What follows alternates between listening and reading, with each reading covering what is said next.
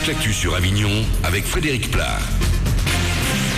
Bonjour à tous, encore pas mal de vent aujourd'hui en Vaucluse et surtout dans la vallée du Rhône que les rafales du Mistral vont se faire les plus fortes jusqu'à 80 km/h. Dans le ciel, plein soleil et des températures en hausse jusqu'à 17 degrés, 8 de suite à Avignon. Le vent devrait faiblir d'ici ce soir. C'était la météo sur Énergie Avignon avec Centerfait, le spécialiste de la fête au Pontet. Le Mistral devrait donc finir par s'essouffler. Il était très en forme hier, à tel point qu'il en a déraciné un platane centenaire devant la gare SNCF Centre d'Avignon. L'arbre s'est couché sur l'arrière d'un taxi sans blesser le conducteur qui se trouvait à l'intérieur. En revanche, 2 passants n'ont pu éviter le choc. Une femme a dû être hospitalisée pour différentes contusions.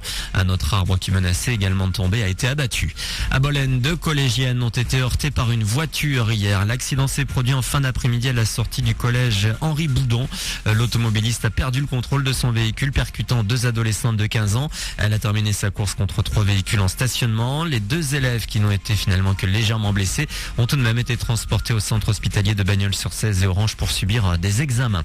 Réélu, un 2e mandat pour Emmanuel Etis à la tête de l'Université d'Avignon et des Pays de Vaucluse.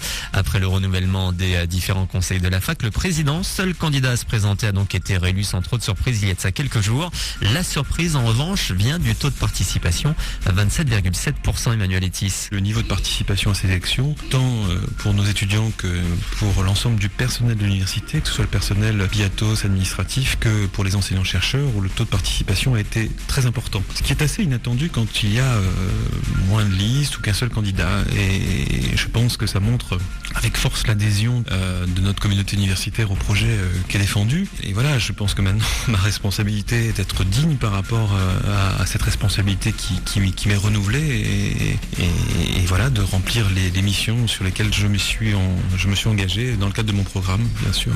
Et parmi les objectifs d'Emmanuel Etis pour les 4 prochaines années, la création d'une cellule Pôle emploi sur le campus, l'amélioration du contrôle continu ou encore le prochain déménagement de la fac de sciences. On revient sur tous ces points ce matin dans la matinale sur Énergie. Et puisqu'on parle d'élection, la présidentielle approche à grands pas. J-5, le sondage du jour, l'un des derniers avant le premier tour. François Hollande et Nicolas Sarkozy sont tous les deux en léger recul et à égalité de points avec 27% chacun des intentions de vote selon une étude Ipsos. Cette petite baisse profiterait surtout à François Bayrou et Eva Joly. Voilà pour vos infos. Bon début de journée avec Manu.